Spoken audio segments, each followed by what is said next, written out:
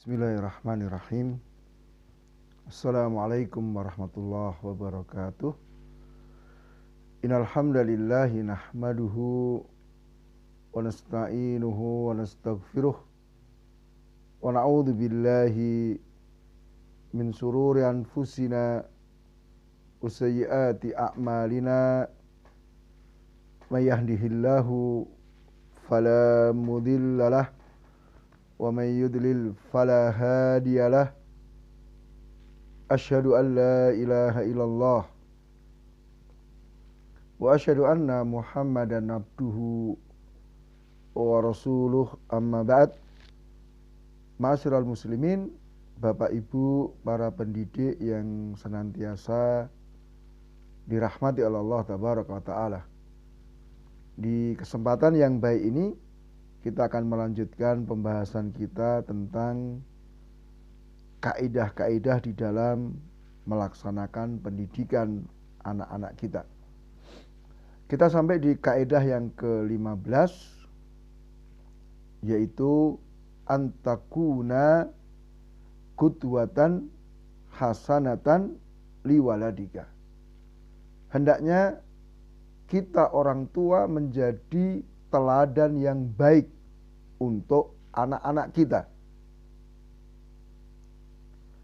Jika kita memerintahkan anak-anak dengan satu perkara, maka hendaknya kita menjadi orang yang pertama melaksanakan perintah itu. Demikian pula ketika kita melarang dari sesuatu, maka hendaknya kita menjadi orang yang pertama menjauhi dan meninggalkan larangan itu. Islam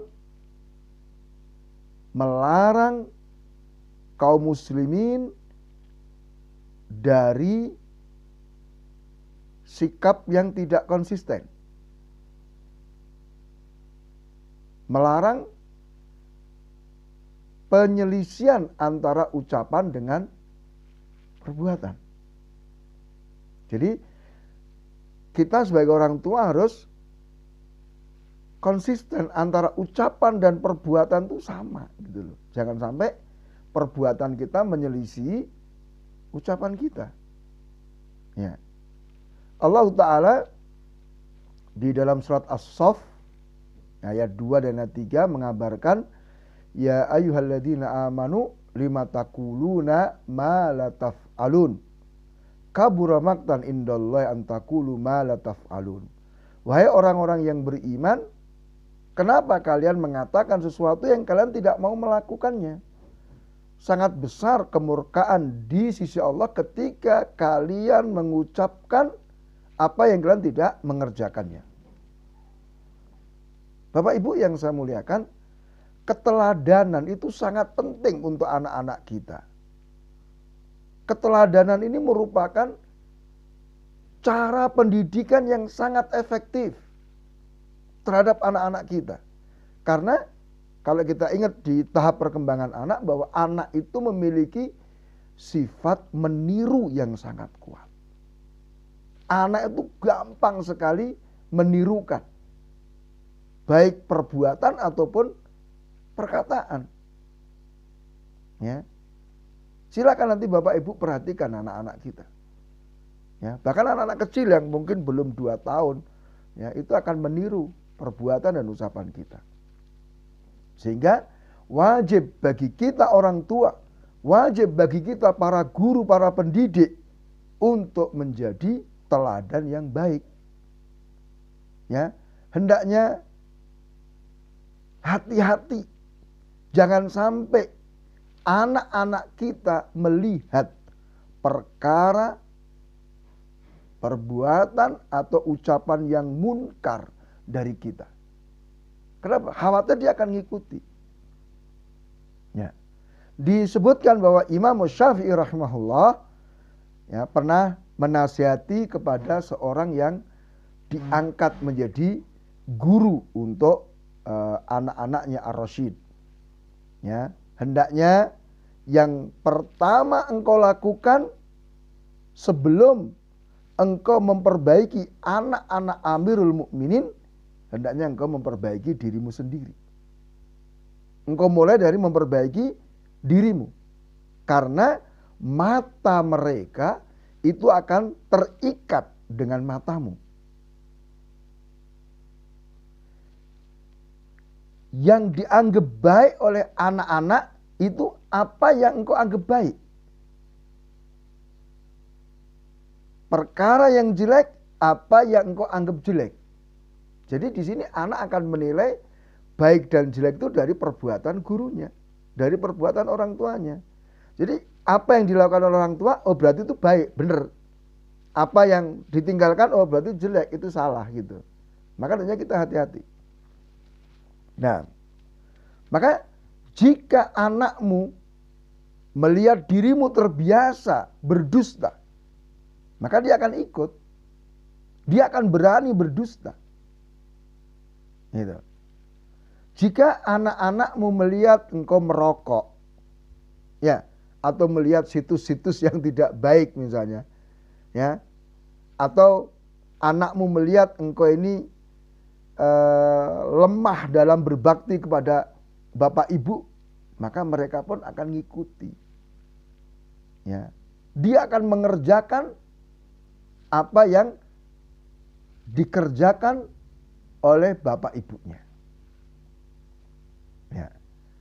Maka bapak ibu, para pendidik yang saya muliakan, banyak sekali dari para orang tua, apakah ayah ataupun ibu, yang menuntut anak-anak mereka itu melakukan sesuatu tetapi mereka sendiri tidak mengerjakannya.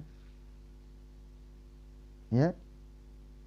Atau sebaliknya, banyak orang tua melarang anaknya dari sesuatu sedangkan dia sendiri mengerjakannya. Coba lihat, berapa banyak orang tua itu memerintahkan anaknya, ayo sudah adzan ke masjid, tapi dia sendiri nggak ke masjid. Gitu. Ya. Kemudian contoh lain yang sering terjadi di rumah tangga yaitu apa? Misalnya orang tua itu memerintahkan kepada anak-anaknya untuk meminta izin ketika mau masuk ke kamar orang tuanya. Ya. Tetapi orang tua entah disadari atau tidak, dia masuk ke kamar anaknya tanpa izin. Langsung aja masuk. Ya, orang tua memerintahkan, menuntut anaknya meminta izin ketika mau mengambil sesuatu. Tapi ternyata orang tuanya apa? Dia mengambil barang anak-anaknya tanpa izin, tanpa memberitahu. Gitu. Ya.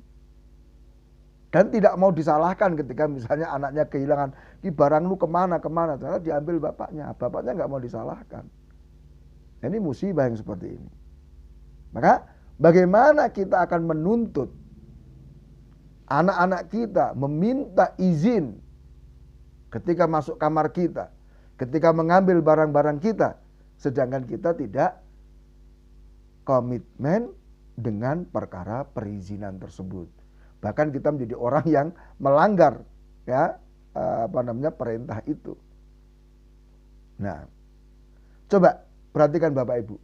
Seandainya kita ketika mau masuk ke kamar anak kita, kita ketok pintunya. Kita ucapkan salam. Kita minta izin kepada anak kita. Ya, boleh Bapak masuk ke kamar, ya, ke kamarmu? Boleh Ibu masuk ke kamarmu? Boleh Ibu pinjem barangmu? Ya. Coba, seandainya ini kita perlakukan, kita terapkan pada diri kita. Kemudian kita katakan kepada anak-anak kita, coba perhatikan, ayah, ibu bersikap seperti ini terhadapmu. Maka hendaknya kalian juga bersikap seperti ini pula ketika mau masuk ke kamar bapak ataupun ibu. Nah, kemudian Bapak Ibu yang saya muliakan, hendaknya kita memahami, meskipun anak-anak kita itu sudah membaca di sekolah, sudah sering mendengar tentang misalnya akhlak yang baik, nilai-nilai yang mulia, ya kan? Dia sudah belajar, sudah membaca, sering mendengar, ya kan? Tetapi akhlak dan nilai-nilai itu tetap merupakan perkara yang tidak jelas bagi dia. Nah, merupakan pengetahuan yang tidak terang di benak anak-anak kita. Selama anak-anak kita tidak melihat contoh perilaku praktek dari kita orang tua atau dari guru kita. Nah, jadi kenyataan yang ada itu merupakan bentuk gambaran yang jelas dari satu ilmu pengetahuan. Ya, maka ketika kita menuntut anak, hendaknya kamu berbuat demikian, hendaknya kamu berakhlak demikian, mengamalkan nilai-nilai demikian, kalau tidak disertai dengan contoh praktek perilaku dari kita, maka itu menjadi hal yang sulit dipahami oleh anak-anak, sehingga jangan berharap mereka akan bisa mengerjakannya. Maka Bapak Ibu, mari hendaknya kita menjadi teladan yang baik untuk anak-anak kita.